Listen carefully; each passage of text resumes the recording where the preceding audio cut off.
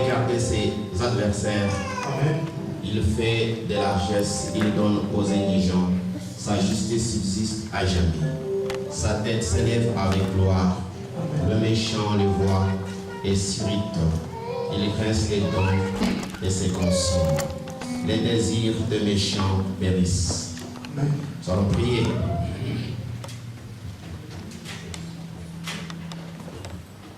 Père, nous te bénissons ce matin pour ton amour.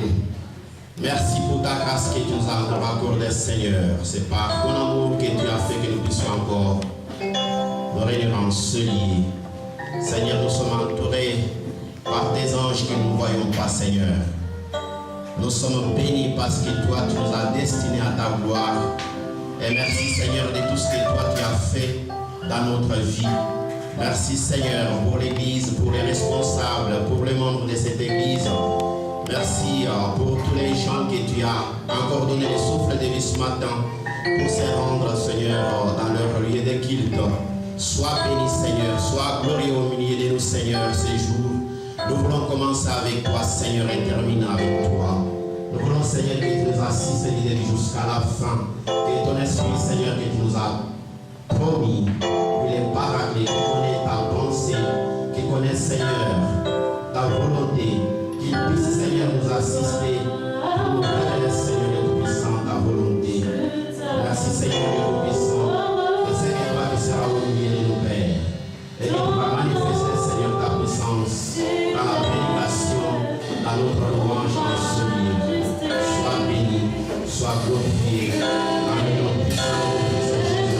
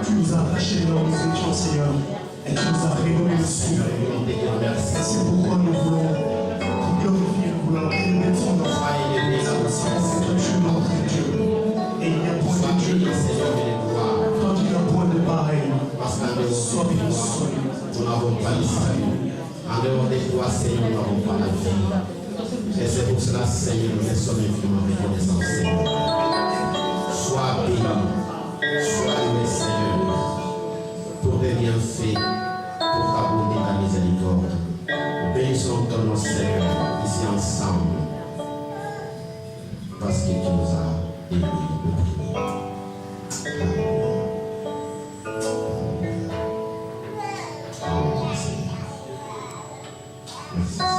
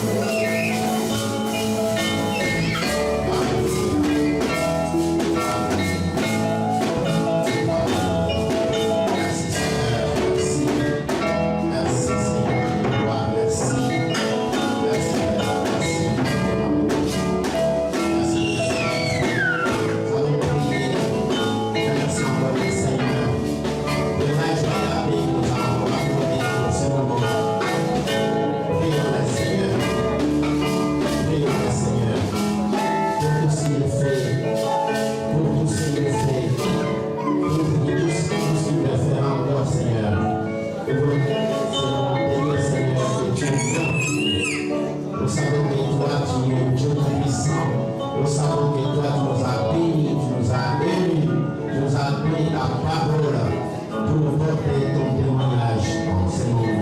Et nous croyons, Seigneur, que toi, tu vas agir encore puissamment dans la vie de tout un chacun. Merci pour ce que tu feras aujourd'hui, merci pour notre adoration. Merci, Seigneur, pour notre présence, parce que tu as voulu. Nous te glorifions, nous te remercions, Seigneur, de notre sang. Merci pour les gloires. Merci, Dieu puissant. Merci pour le nom, Seigneur. Sois béni et sois glorifié au ciel et des cieux de notre Dieu. Seigneur, nous voulons que ta puissance, ton amour se manifeste. Nous voulons, Seigneur, que ton puissance que tu agis. Nous puissions sentir la présence, Seigneur. Parce que quand nous avons les paroles, nous, Seigneur, nous juger et nous allons agir sur le nous savons que ta commence à se répondre à nous. Tu as mis aussi la perfection. Parce que c'est une foi et la foi de gloire. Et nous voyons, Seigneur, que nous avons regardé de notre vie, nous allons nous glorifier au sein du Seigneur. À toi, nous Seigneur, Seigneur. À toi, Seigneur, nous prenons l'amour car nous sommes dans cette dimension. Nous allons à toi, Seigneur. Nous allons dans la puissance de ce Seigneur. Seigneur, nous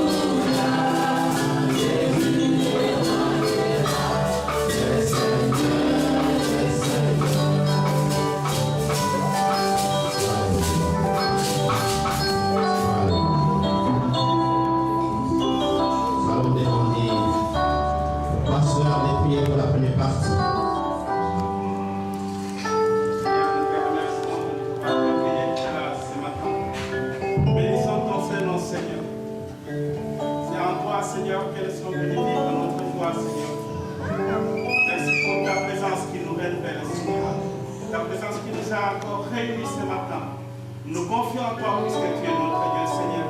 Sois le fil rouge pour nos célébrations de ce jour. Seigneur, précède-nous, Seigneur, dans tout ce que nous allons partager ce matin. Que ton esprit, Seigneur, nous dévore, Seigneur, afin que notre joie soit complète, Seigneur. Nous nous confions en toi. Reste le maître de ce temps. Au nom de toi, Jésus, Seigneur, nous avons supplié. Amen. Amen. Amen. Alléluia. Amen. Est-ce qu'il y a la joie? Amen.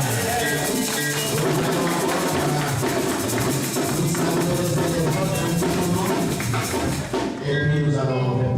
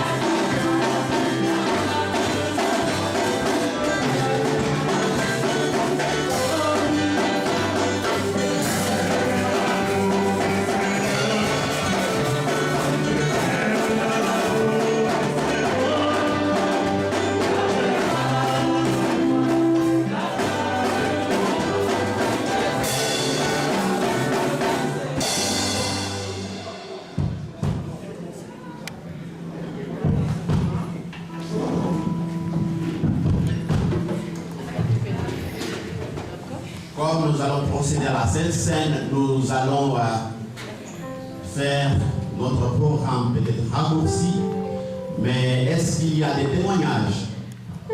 Si quelqu'un veut dire quelque chose que le Seigneur a fait pour lui, puisse passer.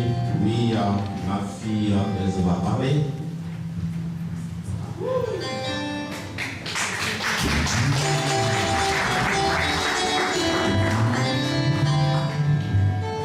Alors bonjour à tous. Alors moi j'ai un témoigné en fait parce que Dieu il a fait une grande chose dans ma vie là, il y a 2 semaines en arrière. J'ai pas pu témoigner parce que je travaillais. Donc en fait l'année passée, j'avais reçu mon CFC, mais j'avais le but en fait de continuer mes études, donc de faire une maîtrise professionnelle pour ensuite rentrer dans une école. Mais malheureusement, j'avais plein de choses à faire, j'avais mon CFC organisé, en même temps j'avais un concert organisé, et je faisais des cours préparatoires pour la maturité, mais malheureusement je ne suis pas rentrée, j'ai échoué mon examen. Bon, je me suis dit, c'est pas grave, je vais réessayer l'année prochaine. Donc pendant une année, j'ai travaillé, en fait cette année-là, j'ai travaillé, j'ai été remplaçante dans un MS, où j'ai travaillé, je me suis fait des petits sous, et je me suis dit, je reprends les cours quand même préparatoires pour essayer de nouveau. Et ça s'est bien passé, j'avais tout le lundi, mardi, mercredi, j'avais mon cours. Et le 2 mai, j'ai eu l'examen, c'est passé à Lausanne. Et il y a 2 semaines en arrière, j'ai eu la réponse comme quoi j'étais prise.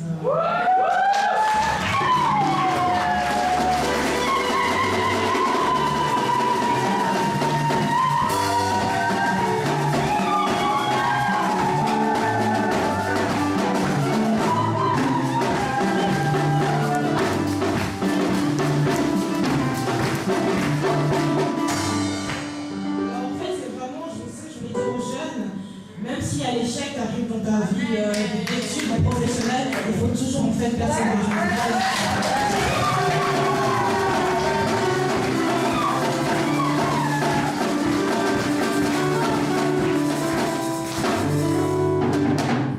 Ça c'est bien ça. Encore un témoignage? Vous en avez beaucoup. Vous ne voulez pas? Bon, vous connaissez très bien. Si je saute encore quelque chose dans le programme, il faut me le dire. Hein? Parce que je peux désordonner notre programme. Vous comprenez ce que je dis? Si je saute, le pasteur Richard a sauté là-bas. Ok, c'est bon? C'est dans la joie? Parce qu'il faut qu'il danse encore bien. Bon, c'est bon. Alors, ce qu'on va faire maintenant, c'est que les enfants vont venir pour chanter avec le pasteur. Ok? Nous devons les encourager. Les enfants passent devant. Voilà les enseignants, venez. Aïe, aïe, aïe, vous êtes bien portés là-bas. Très bien. Ça, c'est bien ça. Ils ont besoin de micro ou bien?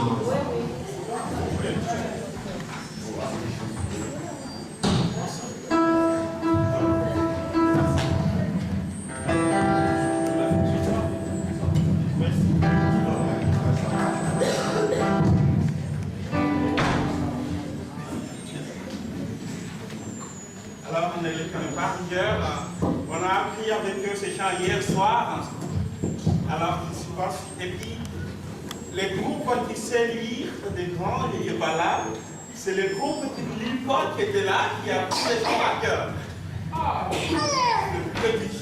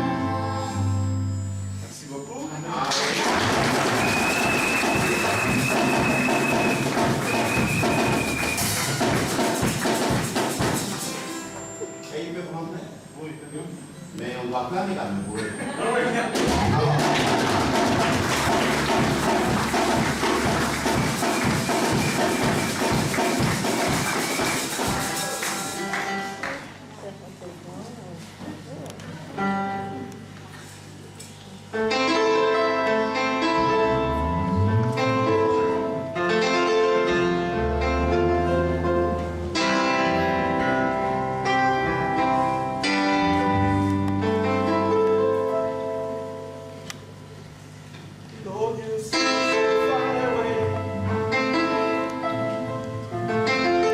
And in your life, oh, it's today.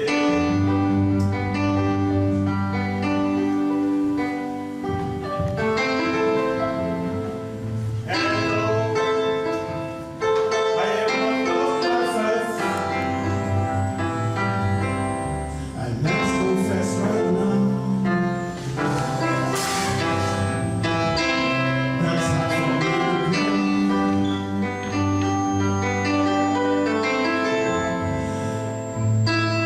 don't know what to say, and I don't know where to start. I can't give the rest. With more peace in my heart, I will sing, I will dance. Even in my darkest hour,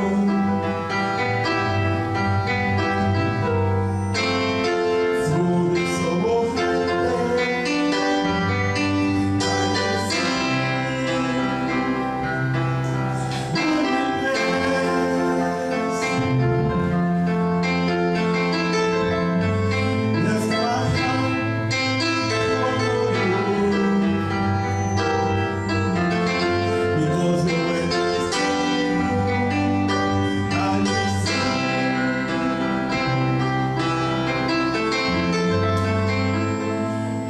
Lord, it is hard for me to see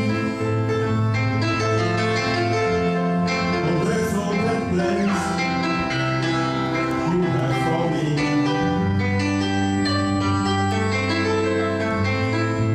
Let I put my trust in you, knowing that you have to set me free. I don't know where to say, don't know where to start. Let me give the thanks with all of my heart. I will sing, I will dance. Even in my darkest hour, through this awful pain, I will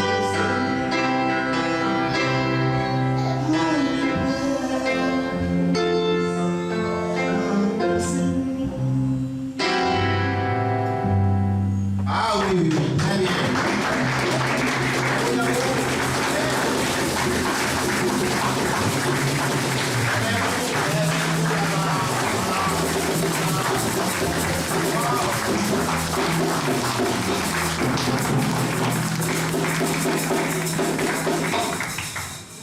Alléluia.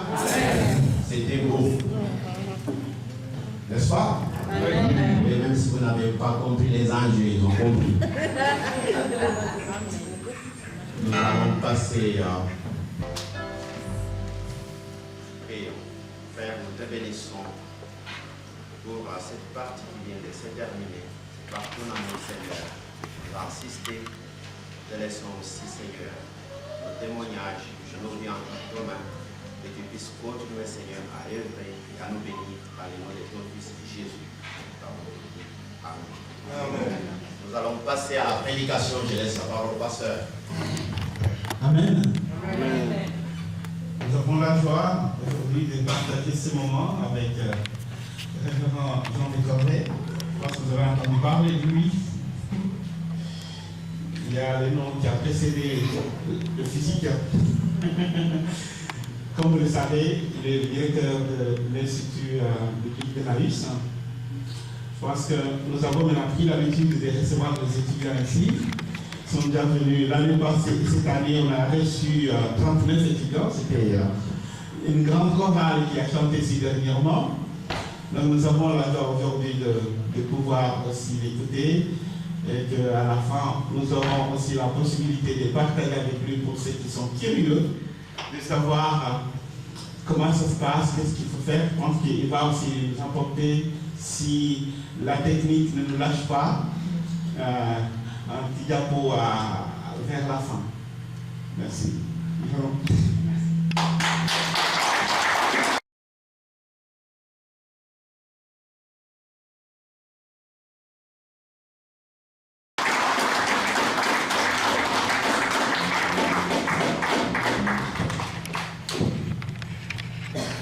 Oui, bonjour à chacun, c'est vraiment une joie pour moi d'être ici. Merci au pasteur Kabongo aussi pour la présentation. Il parlait de révérend de Corvette, je pourrais moi-même renvoyer l'élément en disant Reverend Doctor Kabongo. Et c'est aussi une joie ici tout particulière pour moi. Peu de gens le savent, mais probablement sans tout spécialement la Côte d'Ivoire, je ne serais pas là. Puisque mes parents se sont rencontrés, et comme on dit, je crois à Madagascar, la foudre de l'amour leur est tombée dessus, dans un camp d'Ali à Daloa, en Côte d'Ivoire. Mon père travaillait pour la Ligue-Voiture de la Bible à ce moment-là en Côte d'Ivoire. Ma mère y étant parce que son père travaillait à Abidjan, et ils se sont rencontrés comme ça, dans un camp d'Ali, puis ils se sont fiancés à Abidjan avant de se marier à Genève. Et ensuite, il y a eu les 3 enfants, dont un certain Jean de Corvette. Voilà. C'est une joie d'être là, c'est vrai. Comme vous avez peut-être entendu, de la famille qui est sur le bateau Mercy Ships, qui en ce moment même est à Madagascar, et au niveau aussi de l'appel personnel, le Zimbabwe occupe une place toute particulière, puisque c'est là que j'ai travaillé pour la Ligue-Voiture de la Bible, avec des gens que je considère comme mes mentors spirituels. Je ne sais pas s'il y a des gens du Zimbabwe, ça parle pas l'anglais évidemment au Zimbabwe, ou d'origine malgache, dans tous les cas. Je suis aussi heureux d'être là et ça rappelle de bons souvenirs. Merci, c'est vrai, pour l'accueil que vous faites aux étudiants lorsqu'il y a les semaines d'évangélisation à Aigle. C'est un peu devenu une habitude d'avoir un groupe à Aigle, mais il n'y a pas que le groupe d'Aigle. Effectivement, il y a d'autres groupes, soit ailleurs en Suisse, soit ailleurs dans la francophonie. Cette année, il y a eu la France et la Belgique qui gagnent. Des étudiants qui sont là, non pas aux 4 coins du monde, mais aux 4 coins de la francophonie européenne, c'est déjà pas mal. Et pour les lectures bibliques, je vous propose 2 lectures bibliques.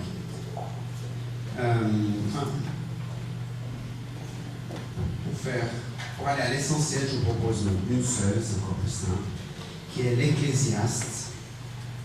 Ecclésiaste 11, les versets 1 à 6. Ecclésiaste 11, les versets 1 à 6. J'ai sous les yeux la version Summer, qui n'est pas une version littérale. Il y a une ou 2 fois où je prendrai des mots un peu plus littéralement.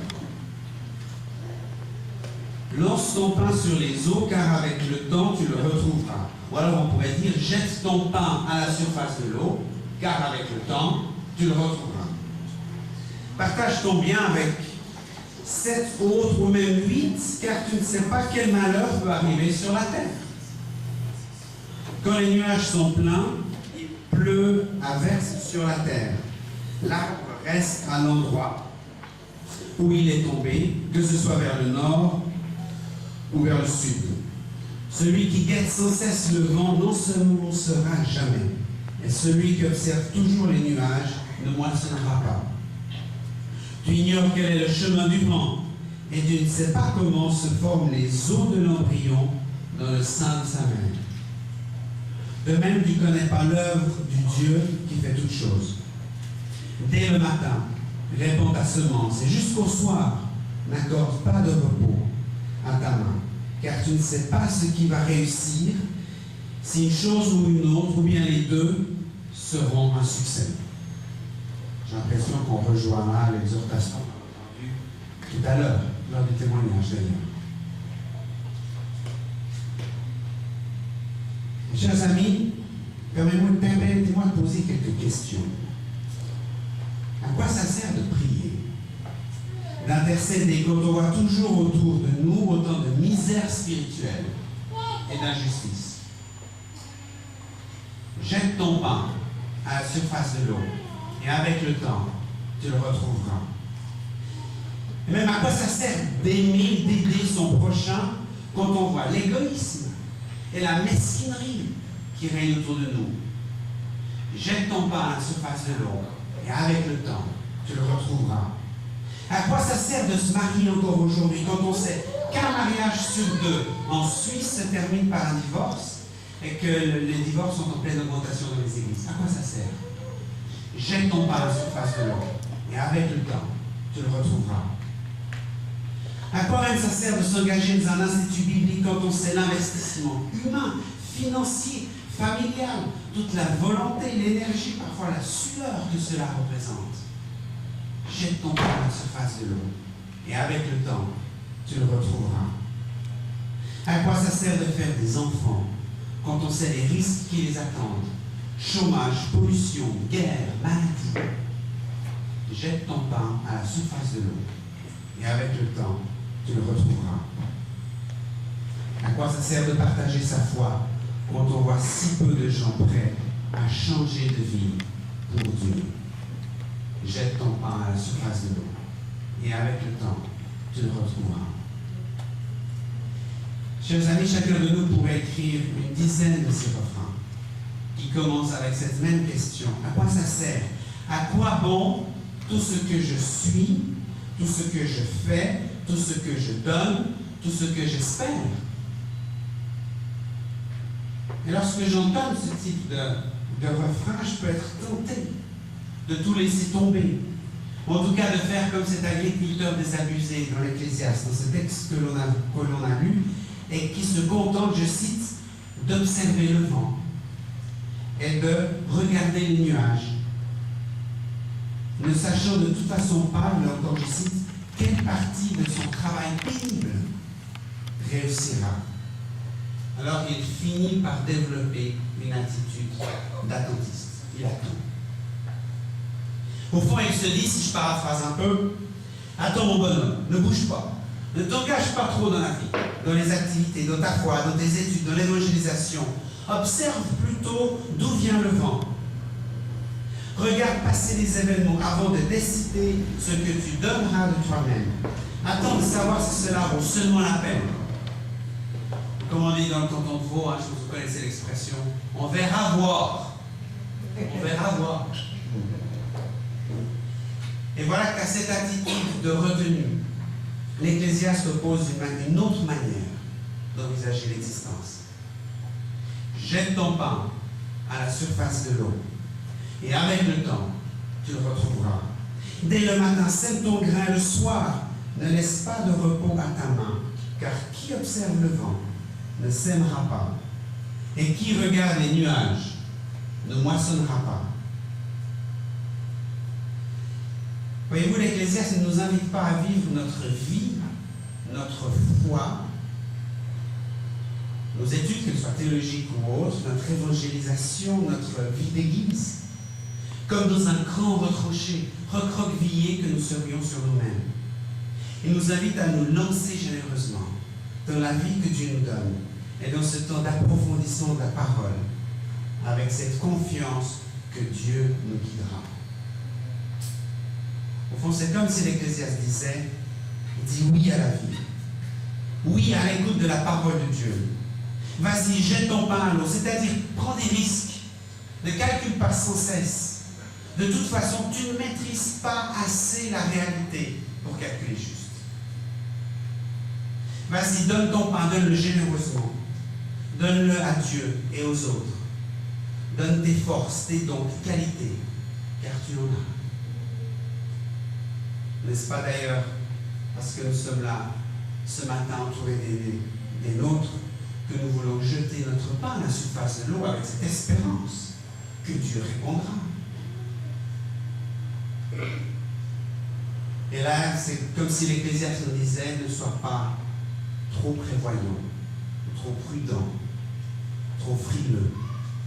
Ne cherche pas toujours à assurer ton avenir, ni celui des autres, par d'incessants calculs.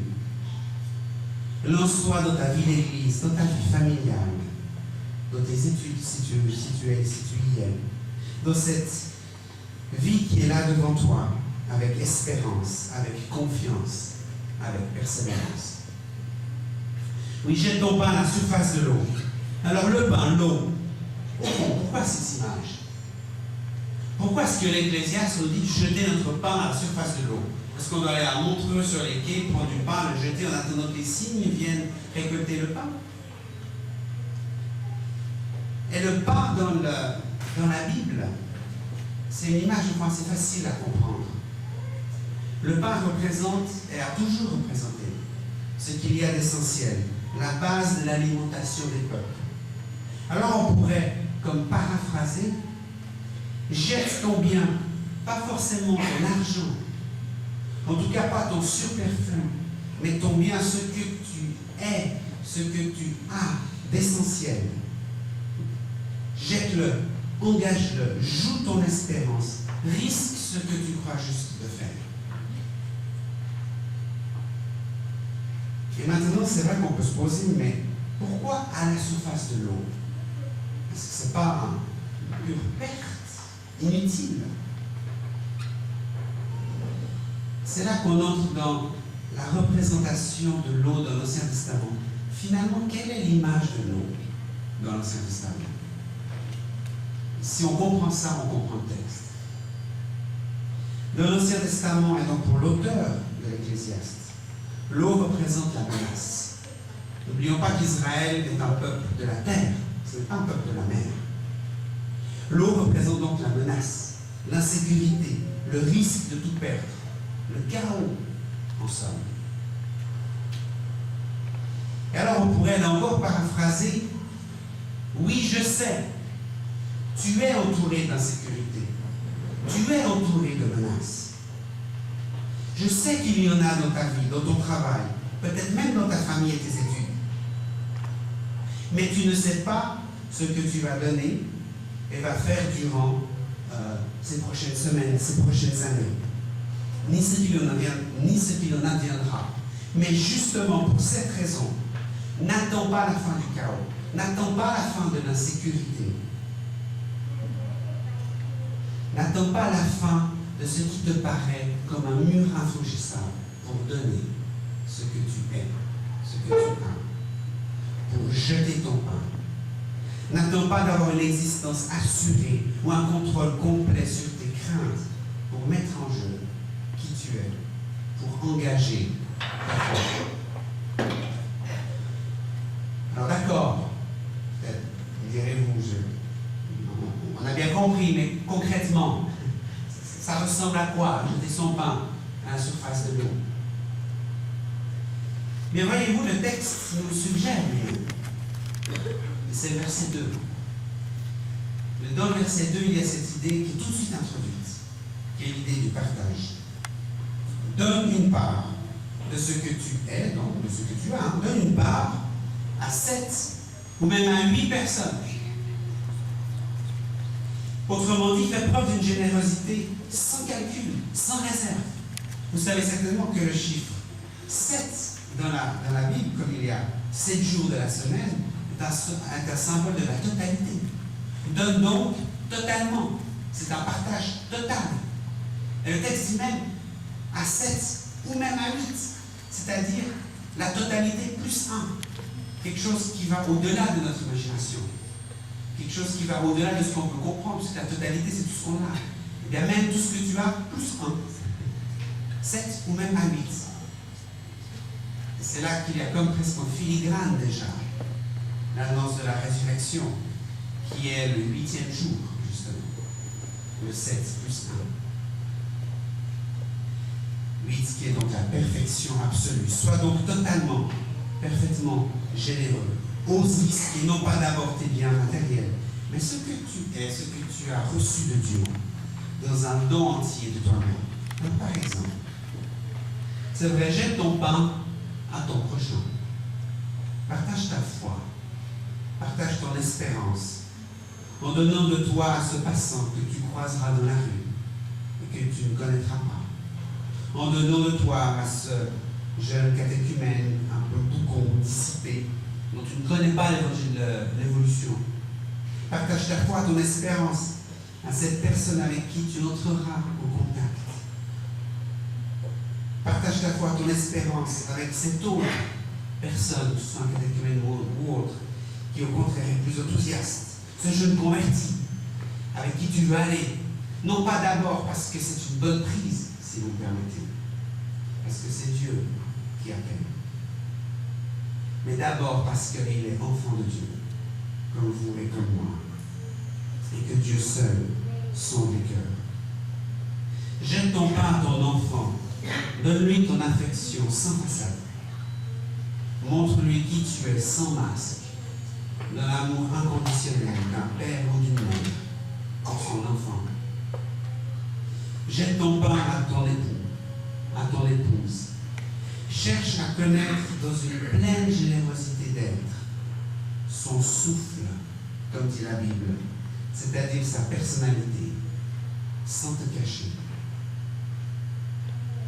Jette ton bien à Dieu, donne-lui ce qu'il y a de plus intime et de plus caché en toi. Fais-lui confiance en croyant qu'avec le temps, tu le retrouveras. Ou que tu retrouveras ce dont tu auras besoin, même si ce besoin n'est pas forcément ce que tu avais prévu ou imaginé. Compte sur lui, c'est sur ce qu'il fait, comme nous dit le texte. Il est l'auteur de toutes choses. Jette-toi sans réserve dans ses bras d'amour. Ou il donne une part à 7 ou même à 8 personnes. Mais j'ai cité que 4 exemples. Je suis certain que vous pourriez vous-même compléter la liste et aller jusqu'à 7 ou 8 exemples, 7 ou 8 personnes. Pas forcément parmi nos amis les plus proches, peut-être même parfois parmi nos ennemis, ou ceux avec qui on a le moins d'affinité, puisque c'est justement là que le Seigneur nous appelle aussi à aller pour aimer nos ennemis. Si nous sommes réunis là aujourd'hui, c'est que justement il y a un désir commun qui nous anime, un désir de partager la foi pour que vive l'Église. Et bien pour que vive l'Église, jetons notre pain à la surface des eaux, car avec le temps, nous le retrouvons. Seulement, chers amis, c'est dur de jeter son pain. C'est dur de partager. J'aimerais tellement plus accumuler, conserver ce que j'ai. Et là, je ne parle pas que des biens matériels. Si je puise trop dans ma réserve de foi, dans ma réserve d'espérance, pour secourir un endeuillé ou un angoissé, et en l'occurrence, c'est précisément la période dans laquelle je passe, je dois faire dans 3 jours un service funèbre de parents dont le père vient de se jeter du 8e étage. La situation n'est pas facile. Si je donne trop de moi-même pour consoler cette famille, en restera-t-il assez d'amour après?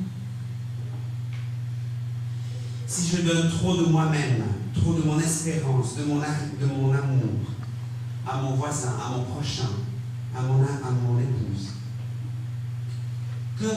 qu'adviendra-t-il dans une semaine, dans 1 an, dans 10 ans, dans 40 ans? Si je puise trop dans ma réserve d'amour, m'en restera-t-il assez de cet amour quand demain un conflit surviendra dans mon couple, quand un enfant se révoltera, peut-être même me repoussera, quand un ami m'éloignera, quand mon prochain m'insultera? Il y a tellement d'événements à venir dans cette année qui s'ouvre, dans cette période qui s'ouvre devant nous. Événements que je ne connais pas, que je n'attends pas, sur lesquels je n'ai pas prise, qu'il n'est raisonnablement, si je posais toute mon espérance dans ma raison, qu'il n'est raisonnablement pas possible de trop donner de soi. Et c'est la même chose pour les études bibliques, missionnaires ou théologiques, puisque je crois qu'il y en a 1 ou 2 ici qui se posent la question d'ailleurs. C'est qu'il faut ou il faudra en donner de l'énergie. Il faut et il en faudra en donner aussi. de l'humilité. Cette humilité qui consiste à savoir se remettre en question en fonction non seulement de ce que j'étudie, mais de ce que l'Esprit me dit à travers les études, à travers mon culte personnel, pour joindre les deux bouts entre ma vie de foi pleine et complète et l'enseignement que je reçois, que le Seigneur habite là au milieu. Ce n'est pas simplement quelque chose qui est donné comme ça par un claquement de doigts. Ça demande aussi un engagement plein et total de soi, à l'écoute de l'Esprit.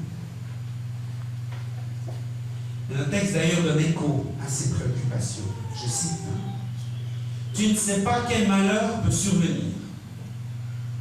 Ou plus loin. Tu ne sais pas ce qui te réussira. Ou encore, si les nuages sont pleins de pluie, ils finissent par la répandre sur la terre. Et face à ces questions, face à ces préoccupations, l'Ecclésiaste nous place devant un dilemme. Ou bien nous réservons notre vie, nous retenons nos forces, notre joie, nous suspendons notre engagement. Ce qui revient à de l'athlétisme, le verset 4. Ou bien nous engageons quand même, malgré les obstacles, malgré l'insécurité, malgré le chaos possible, tout ce que nous sommes, quels que soient les risques, quelles que soient les prévisions d'avenir. Et c'est cette seconde attitude que l'Ecclésiaste encourage. Le seul moyen de se garantir un avenir, c'est de ne pas chercher à le garantir soi-même. Garder sa vie, c'est en fait la perdre. Jeter son pain, c'est risquer la vie que Dieu nous donne dans la confiance et la générosité. C'est oser la foi que Dieu met dans nos cœurs. Jeter son pain, c'est dire à la suite de l'apôtre Paul, ce n'est plus moi qui vis, c'est Christ qui vit en moi. Ce n'est pas en me basant sur mes propres forces, vous l'aurez compris, que je pourrais suivre cet appel à la générosité que nous adresse l'Ecclésiaste, mais en me reposant sur Christ, qui lui seul a été le modèle accompli de la générosité totale et parfaite. En partageant notre vie, en partageant l'énergie qui nous anime, en partageant la gaieté que nous avons en nous, Christ nous offre la possibilité de poursuivre, de continuer en quelque sorte la générosité du Créateur et du Sauveur. Depuis la venue du Christ au monde, nous vivons nous-mêmes sous le régime du 8e jour, c'est-à-dire le jour de la résurrection. Parce que Jésus nous a donné tout ce qu'il avait de meilleur, parce qu'il s'est donné lui-même jusqu'à la mort, parce qu'il s'est relevé de cette mort et qu'il est ressuscité et nous fait entrer à sa suite dans le chemin d'une vie nouvelle. Alors oui, donner et se donner revient désormais pour nous, chrétiens, à faire écho au don que Dieu a fait de lui-même en son Fils, Jésus-Christ. Et le croyant qui se risque à jeter son pain s'entend promettre, dans de nombreux jours, tu le retrouveras. Dans de nombreux jours, tu le retrouveras. Celui qui fait confiance, ce texte ne nous promet donc pas un résultat sur le champ, immédiat. Ce n'est pas un texte Père Noël qui répond quand on claque du doigt et qui répond immédiatement à tous mes caprices, à tous mes besoins, à toutes mes demandes. Mais à celui qui fait confiance, ce texte ne se tient pas non plus à une promesse vague du genre « peut-être que éventuellement tu retrouveras ton pain. On verra voir. » Non. Le texte dit « dans de nombreux jours, tu le retrouveras. » Il faudra de nombreux jours, c'est vrai. Il faudra de la patience, c'est vrai. Il faudra de la persévérance, c'est vrai. Comme c'est d'ailleurs déjà le cas dans l'éducation d'un enfant. Mais tu verras, tu t'y retrouveras. Non pas retrouver dans le sens d'un retour sur investissement financier immédiat. Ce n'est pas la bourse. Non, il s'agit plutôt d'un, là aussi si on paraphrase, tu verras, le pain jeté refera surface. Ta foi portera des fruits, même si ce n'est pas toi qui as le contrôle des événements, et que présentement, ces événements peuvent peut-être te paraître durs et secs. Et si nous avons aujourd'hui percé ce qui faisait mystère pour l'Ecclésiaste, c'est-à-dire le phénomène de la respiration et celui de la formation de l'embryon,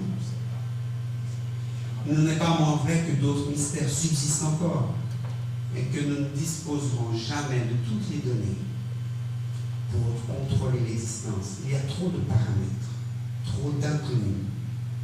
Nous serons toujours invités par Dieu à risquer nos vies, à saisir cette main que Dieu nous donne la confiance, en sachant dans la foi qu'il nous guidera. Et pourtant, combien de fois sommes-nous tentés d'attendre pour engager notre vie, pour engager notre énergie, pour engager notre foi, espérant obtenir préalablement une information totale et complète, objective, avant de se décider. Et à ce jeu-là, chers amis, nous risquons de ne jamais rien entreprendre qui nous fasse sortir de notre zone de confort, ou tout au moins de traverser la vie qui est devant nous, peut-être les études qui sont devant nous, on a encore entendu parler tout à l'heure, sans rien oser tenter. Et si nous osions? Et si j'osais jeter mon pain à la surface de l'eau, le donner à mes enfants, à mon époux, à mon épouse, à mes amis, à ce passant que je croiserai, à mon prochain, à mon collègue de travail, à Dieu. Et si j'osais partager ce que j'ai, ce que je suis autour de moi, et si j'osais, avec l'aide du Saint-Esprit bien sûr, et si j'osais faire en sorte que toutes mes paroles, tous mes actes, toutes mes pensées, toutes mes prières respirent cet amour que Dieu a révélé en Jésus-Christ pour dire « Oh, que Dieu est vraiment amour ». Oui, je peux m'engager avec détermination et audace dans cet approfondissement de la parole de Dieu, cette parole qu'il nous donne dans la Bible. Oui, je peux oser la vie que Dieu me donne, la foi que Dieu me donne aujourd'hui, demain et au-delà encore. Je vous invite à la prière. Seigneur Dieu, nous te louons, toi qui t'es donné, sans compter, à la croix pour tes enfants. Nous te louons pour cette croix qui nous donne la vie. Tu es mort et ressuscité pour notre justification. Tu es mort et ressuscité en passant par le calvaire. Mais ce calvaire qui nous donne la vie, nous t'en sommes à jamais reconnaissants. Seigneur, tu connais encore mieux que nous-mêmes où nous en sommes, ce qu'il y a devant nous. Mais tu nous invites, à la suite de l'Ecclésiaste, à jeter notre pain à la surface de l'eau.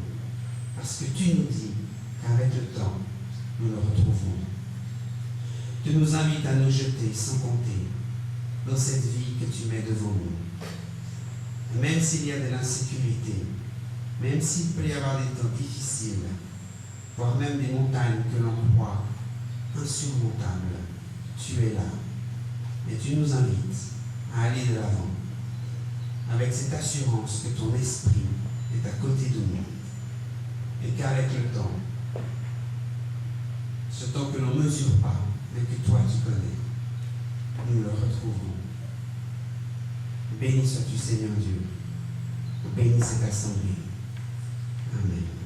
Amen.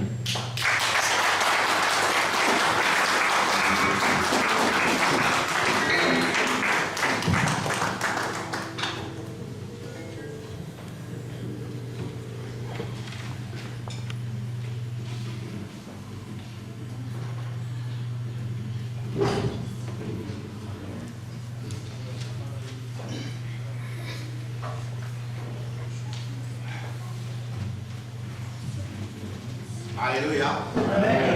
Vous êtes bénis. Gloire à Dieu. Merci. Ma fille, viens. Nous allons continuer avec notre programme. Un petit moment.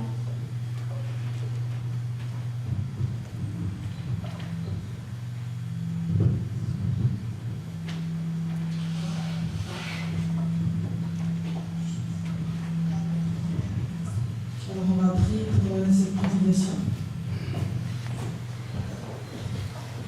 Alors merci Seigneur Jésus, parce qu'encore aujourd'hui tu nous as parlé par ta parole Seigneur Jésus.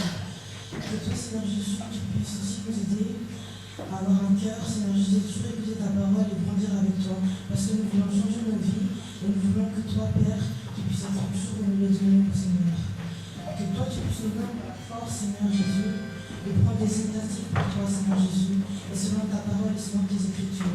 Je laisse aussi ton serviteur entre tes saintes mains, Seigneur Jésus. Tu l'as promis d'être là encore aujourd'hui avec nous, que tu puisses bénir son ministère, que tu puisses bénir aussi la famille qu'il a laissée derrière lui, Seigneur. C'est ainsi que je prie au nom du Père et du Fils et du Saint-Esprit. Amen. Amen. Alors maintenant, nous allons passer au offrande. Alors, dans le début de l'an,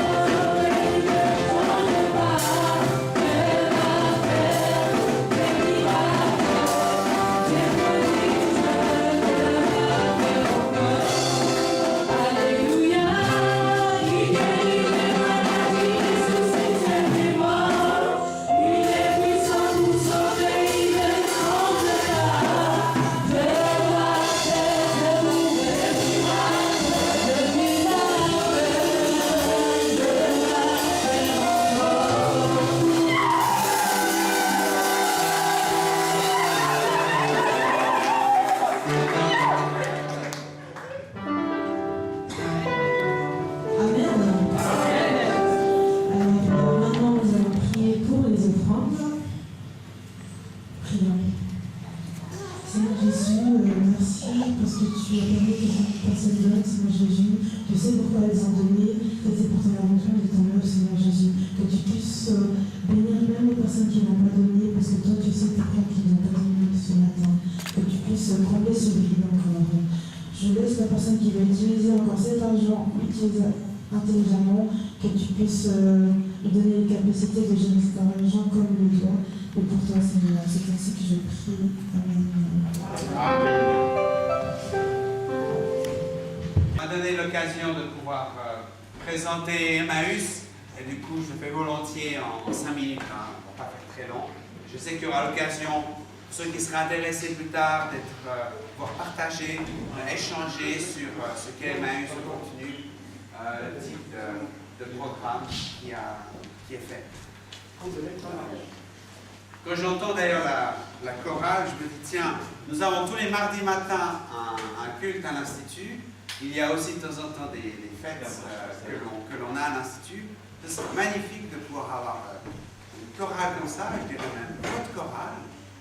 Ça nous ferait du bien et je pense que Yarmont et David qui est là, vous ne me contredirez pas. Donc ça ferait bien d'avoir une chorale comme ça aussi le mardi matin à l'Institut. Donc je fais un petit... je lance mon pain, voilà. Un appel du pied. Si jamais nous serions heureux de pouvoir accueillir votre belle chorale. Amen. Voici, tu es au courant. Hein? Les branchés. Non, ici. Là. Pour la chorale. Il faut aller là-bas. Oui. D'ailleurs, c'est pendant la chorale que j'ai pu apprendre que pasteur Joseph Kabongo est aussi très doué pour la musique, non seulement pour la prédication, pour le pastorat, mais apparemment aussi pour la guitare électrique et le piano. En termes de propos liminaires, en attendant que l'électronique fonctionne, j'irai déjà. Donc il y a des liens proches entre, en tout cas même assez directs entre l'Église chrétienne de Chablais et Emmaüs, via la personne de Joseph Kabongo, puisque comme vous le savez, Joseph Kabongo est membre de l'Assemblée générale d'Emmaüs. Et l'Assemblée générale d'Emmaüs est composée de responsables d'œuvres et de dénominations de Suisse romande et au-delà. Et en tant que président de la conférence de l'Église africaine de Suisse, Joseph Kabongo est là, membre de l'Assemblée générale d'Emmaüs. Il y a également les responsables d'autres dénominations, comme l'Afrique, comme le Réveil, comme les apostoliques, comme la branche évangélique des réformés, comme l'Église libre, comme les baptistes, etc. Il y a donc quasiment un ensemble, on va dire, des dénominations évangéliques de Suisse romande qui sont présentes.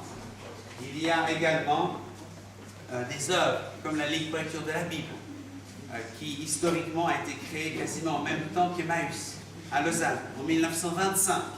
Donc Emmaüs est une vieille dame, hein. Fêtons là les 90 ans,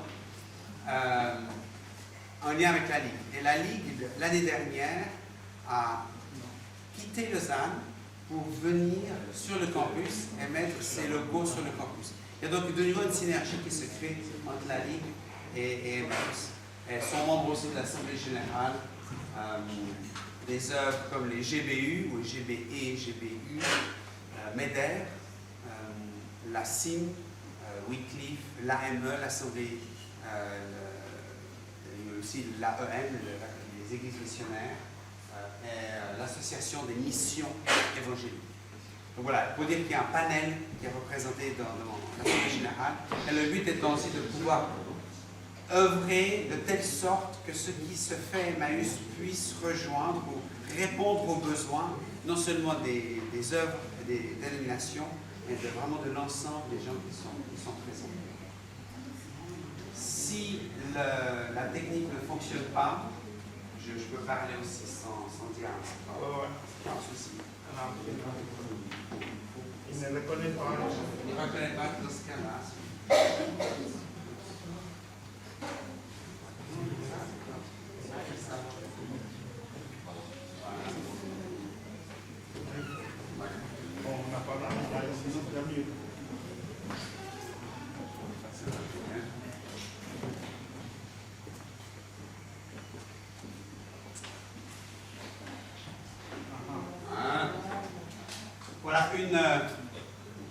un exemple de photo de fin d'année. C'est pas l'ensemble des étudiants, c'était l'année dernière.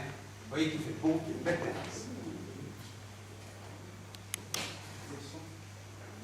Il n'y a pas de son. Il y a un petit film qui a été préparé par les étudiants, mais il n'y a toujours pas de son là non plus. Hein.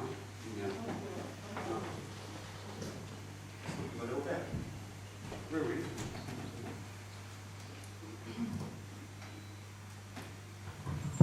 Ah, voilà. Merci. Parce qu'il y a également un petit film, et on n'a pas d'entrée son, mais un moyen très simple d'avoir le son, c'est de mettre le micro sur la sortie son d'ordinateur. Donc ça permet de voir aussi la vie interne à Emmaüs. Un petit film qui a été fait. On va mettre voilà, tout à l'heure, juste pour l'instant, c'est l'occasion de présenter. Pour dire que Emmaüs donne une formation, ou des formations en l'occurrence, parce qu'il y a une formation, je dirais ensuite lesquelles, mais avec des filières différentes, et il y a des possibilités de spécialisation différentes. Nous sommes aussi une maison d'édition qui diffusons plus de 1000 livres. Alors je ne suis pas venu avec un échantillon de 1000 livres, mais vous pouvez facilement aller en ligne et avoir accès aux livres qui sont diffusés par Emmaüs. Et nous sommes aussi un centre de retraite et de séminaire. D'ailleurs, il y a ce week-end une église qui est là en retraite, pour des gens qui désirent avoir un lieu où ils peuvent vraiment sortir, on va dire, de la vie quotidienne pour se pencher sur des problématiques d'église ou sur des temps de prière, de méditation, de retraite dans un cadre naturel qui est joli, il faut le dire. Donc, au cœur du monde évangélique, dans sa diversité interdénominationnelle, j'ai parlé des différentes dénominations et des œuvres tout à l'heure. Au niveau académique, c'est juste pour dire, voilà, il y a plusieurs éléments que nous essayons de mettre en avant, qui est, nous sommes fondés sur la Bible, évidemment. Ça reste le fondement ultime, c'est la parole de Dieu. Il y a aussi des formations qui se veulent rigoureuses, et osons le terme. Est-ce que c'est utile? Oui, ça peut être utile. Par exemple, au fond, en entrant dans le monde de l'Ancien Testament, tout d'un coup, on peut découvrir ce que signifie pour le monde de l'Ancien Testament la mer, le pain. Et donc, en comprenant ce que signifie la mer et le pain, eh bien, on comprend d'autant mieux des passages, comme celui qu'on a lu tout à l'heure, Ecclésiaste 11. Si on ne connaît pas l'arrière-plan culturel de l'Ancien Testament, on peut passer parfois complètement à côté de certains passages de l'Ancien Testament ou même du Nouveau Testament.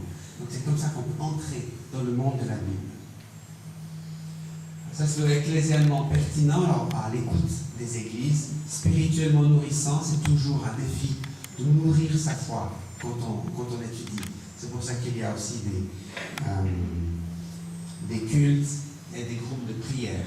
On voit en rouge, c'est difficile à lire, mais c'est l'articulation de trois savoirs. Savoir connaissance, un élément de connaissance, un élément de compétence, de faire avec des stages, comme il y a eu les stages ici, et d'être, travail sur le caractère. Voilà, juste pour dire brièvement, il y a un bachelor professionnel au terme de 3 ans qui est donné.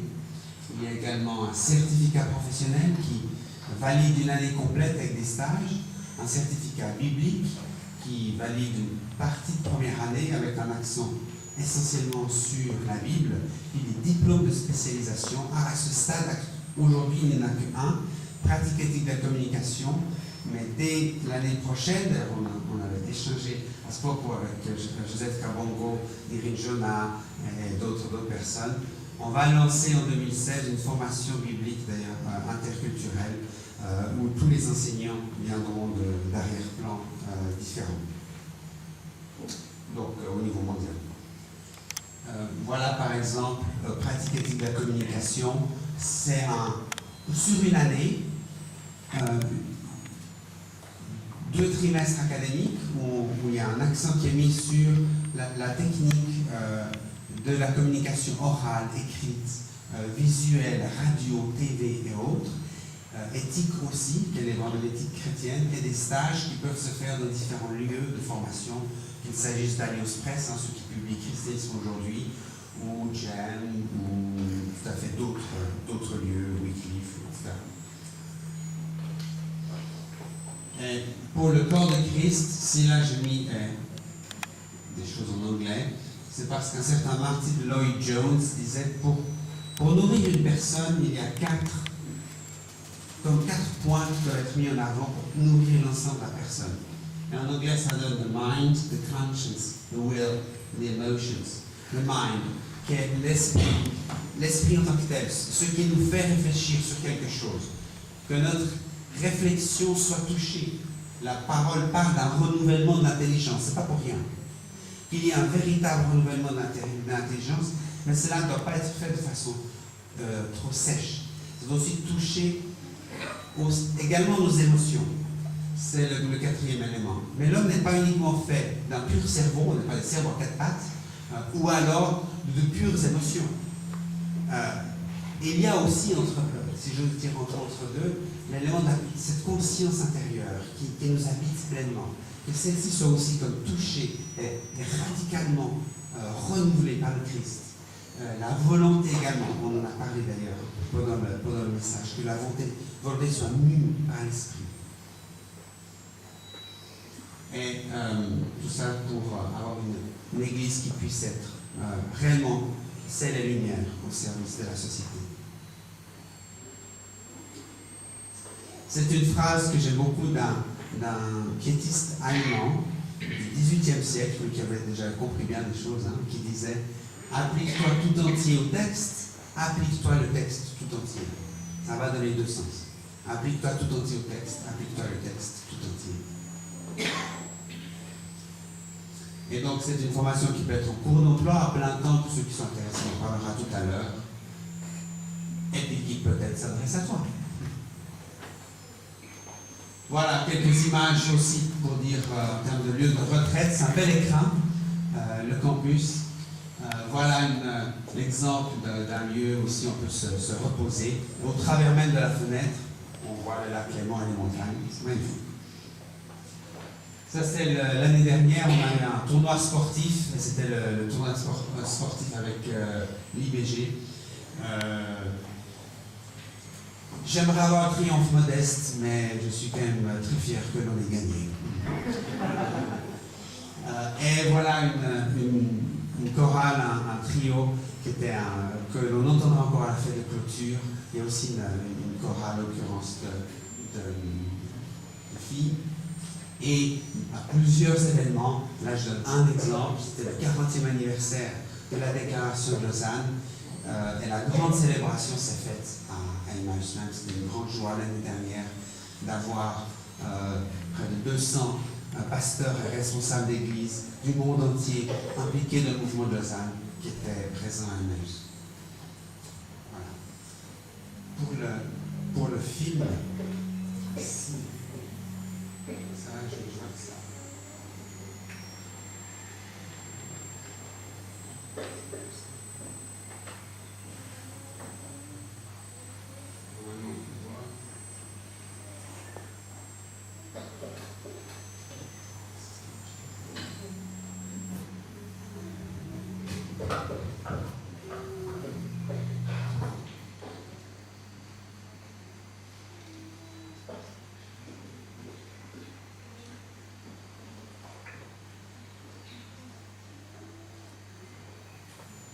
Ah, mais vous ne voyez pas. On va mettre ça.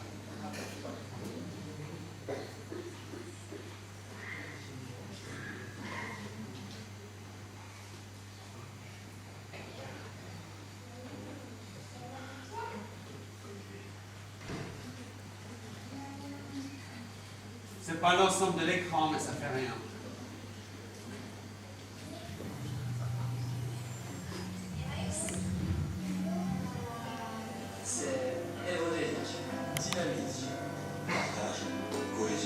C'est les jeux.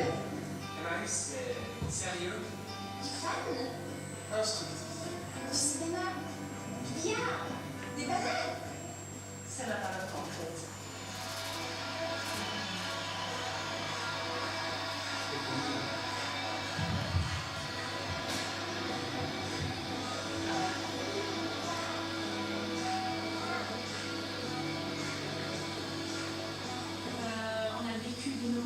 fort.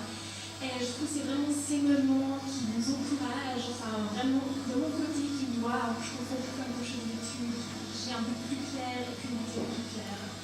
Alors voilà, c'est super, je recommande tout le monde.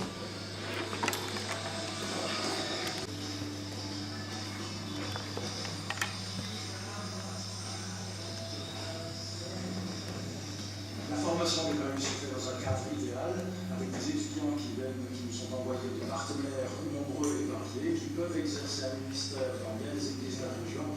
En tout cas, ils nous viennent enrichis, ils repartent encore plus enrichis. Je trouve en tout cas que le potentiel de formation ici est en tout cas remarquable.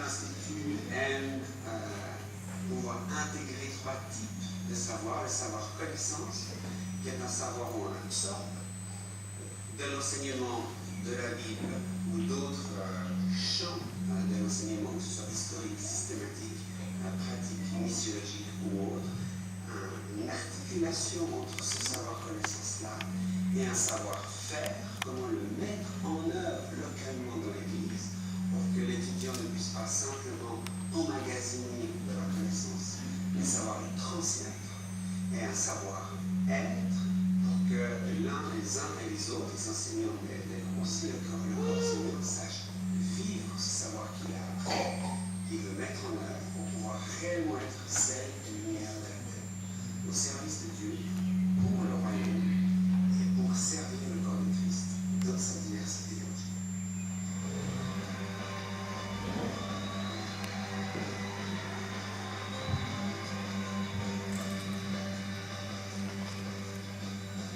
Emmaüs pour moi, c'est Bible, amitié et chou Bruxelles. Chocolat, c'est du lait, du miel. Un gros mélange de